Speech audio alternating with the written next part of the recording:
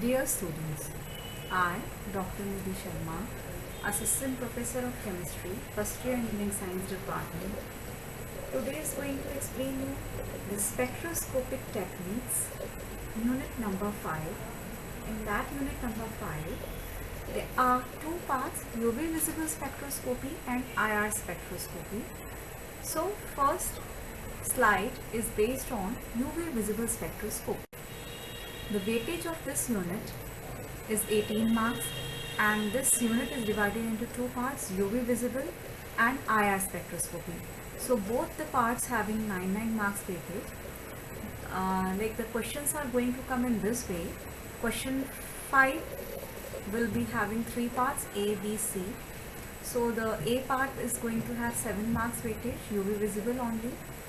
B part, maybe the give reason on UV visible or on IR, 6 marks, and IR spectroscopy specifically part C for 5 marks, and the reverse is going to be like question number 6, 7 marks, A part, B 6 marks, and C 5 marks. This is a presentation which is based on UV visible spectroscopy. This is part 1. In this part 1, I am going to describe about the basic terminology used in spectroscopy, what are the principles which are involved in spectroscopy, and how the UV visible spectrophotometer works. First, we will understand what is spectroscopy. Whenever any matter is subjected to electromagnetic radiation, there is an interaction between matter and the radiation. Due to that, the spectra will be observed, and this study is called spectroscopy. Now, how we gain the spectra? Actually, the electromagnetic radiations either emitted or absorbed by the sample during the interaction, due to which there is a generation of the spectra. Now, actually these radiations are consist of packets of energy which are called photon, and the energy of one photon is equal to hc by lambda, and if suppose we are going to calculate the total energy, then the formula will be nhc by lambda. Now, during this propagation of electromagnetic radiation, electrical and magnetic components oscillate at right angles to each other and right angle to the direction of propagation of wave. This is very important. Both are perpendicular. Electric field and magnetic field are perpendicular to the direction of propagation of wave.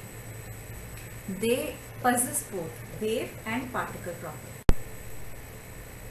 Interaction of radiation with matter.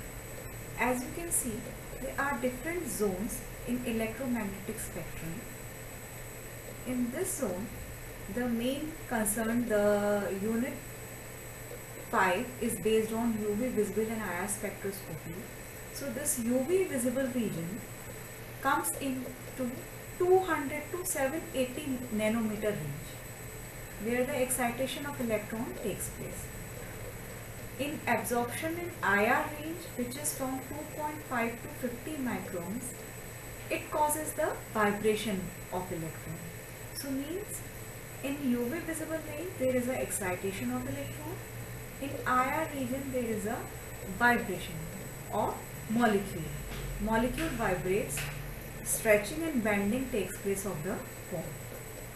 If there is a absorption of microwave, due to the microwaves absorption, the rotation of molecule takes place.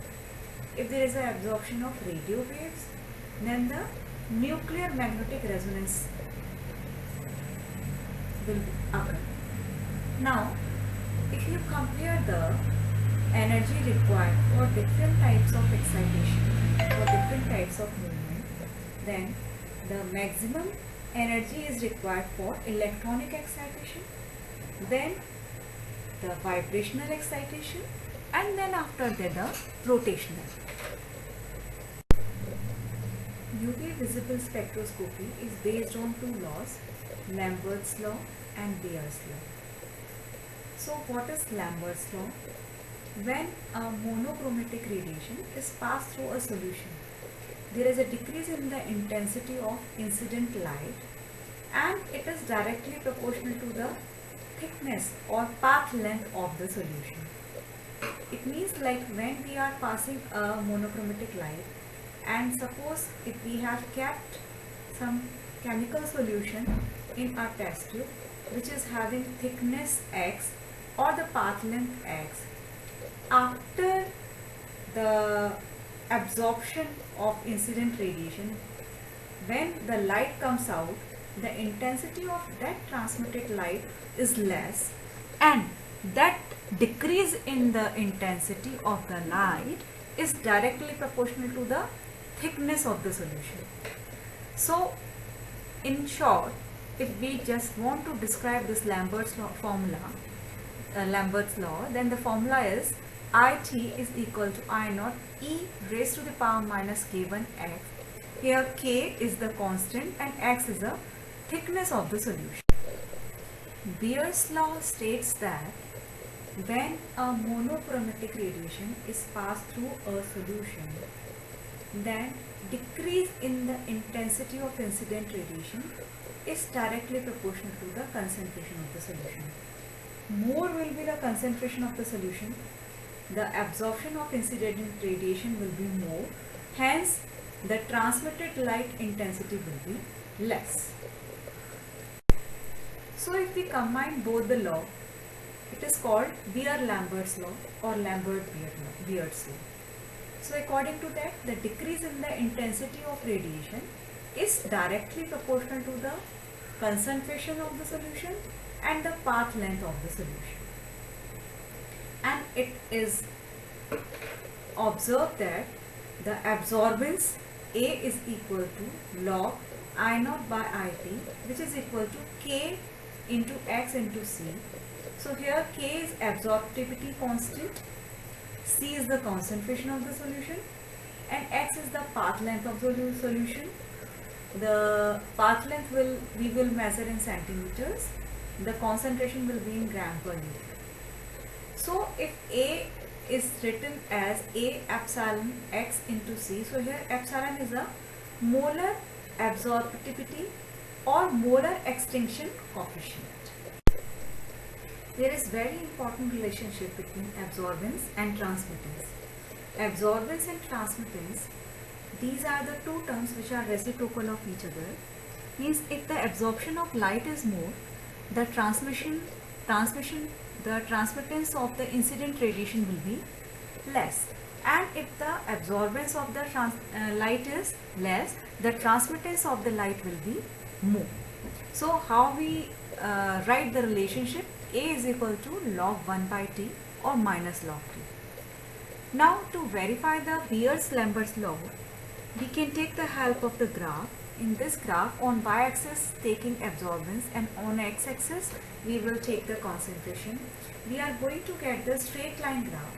With the help of this graph, we can also determine the concentration of the unknown solution. The type of spectroscopic method of analysis. So the spectroscopy, which is based on electromagnetic radiation emission or absorption, can be of different kinds, but most common photometric methods which are used are colorimeter and spectrophotometry. The colorimeter range is 400 to 800 nanometer. It comes in the visible range, and spectrophotometry, which is 185 to 400 nanometer. So it means we are having visible 400 to 800 nanometer and IR spectroscopy 0.76 to 15 micrometer. Now the next part is the working of UV visible spectrophotometer. We have the two type UV visible spectrophotometer, single beam and double beam. First of all, I'll just explain the single beam UV visible spectrophotometer.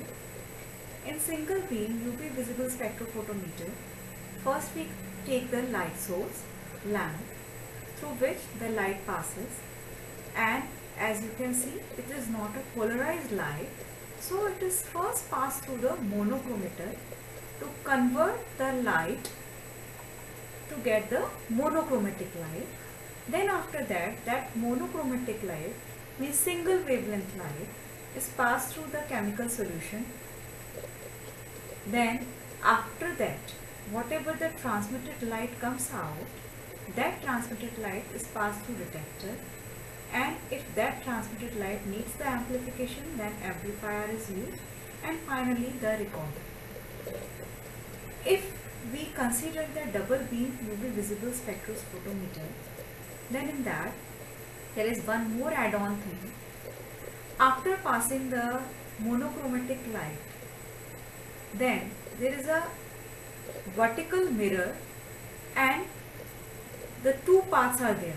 The one path which is having the reference solution, and then after the detector, and in another path there is sample, and then after the detector, and finally the ratio and output. How it works: when the light is passed through the monochromator, you are going to get the single wavelength light.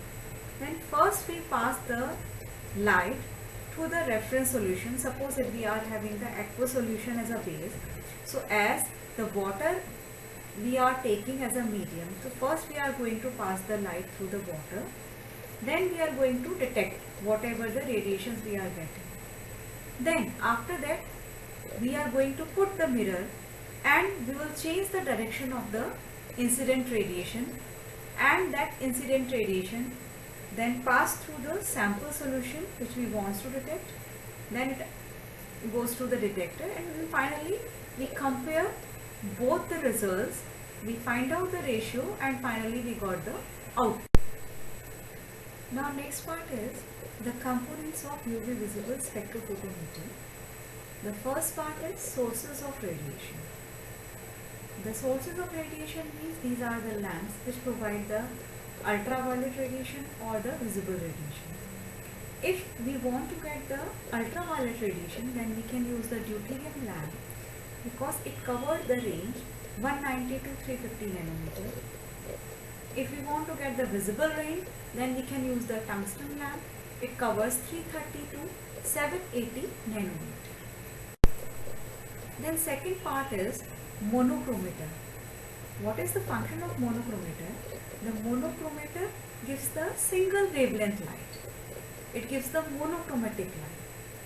So what are the major parts of that monochromator? There is a prism. There is a presence of prism which gives the monochromatic light.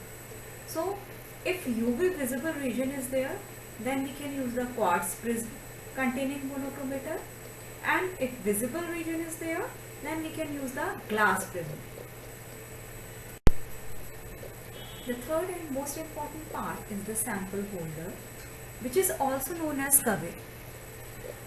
Now, if suppose we can use the sample in different form, we can use the sample in solution form, we can use the sample in solid form.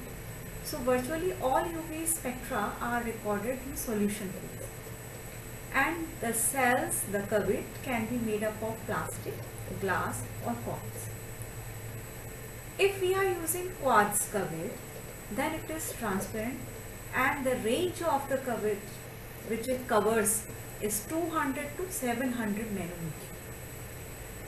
It means it is going to cover almost UV and visible region both. But if we are using the plastic or glass cuvette, it is only suitable for visible spectrum. The next part is the detector.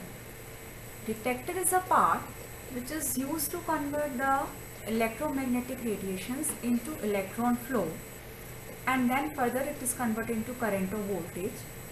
Now, if suppose there is a requirement of amplification of this photocurrent, then it is amplified with the help of amplifier, and then finally it is recorded through digital display devices. These devices can be phototube or the photomultiplier tube or the photovoltaic tube. Any one of the device can be used for this purpose. Thank you.